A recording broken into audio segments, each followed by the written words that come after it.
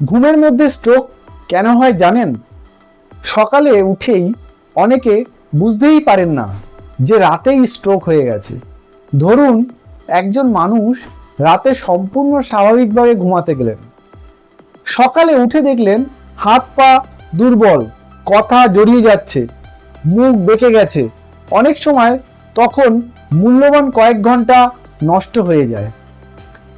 এবার কেন এরকম হয়? রাতে রক্তচাপের ওঠানামা, হার্টের অনিয়মিত স্পন্দন, বিশেষ করে অ্যাট্রিয়াল ফিব্রিলেশন, স্লিপ অ্যাপনিয়া এবং রক্ত জমাট বাঁধার প্রবণতা বেড়ে গেলে ঘুমের মধ্যেও স্ট্রোক হতে পারে। কারণ তখন কেউ উপসর্গ বুঝতেই পারেন না, তাই একে অনেক সময় ওয়েক আপ স্ট্রোক বলা হয়। সকালে উঠে যদি হঠাৎ মুখ বেঁকে যায়, হাত পা দুর্বল হয় বা কথা জড়িয়ে আসে, সঙ্গে সঙ্গে ফার্স্ট রুল মনে রাখুন এবং জরুরি বিভাগে যান। সময় মানেই কিন্তু মস্তিষ্ক।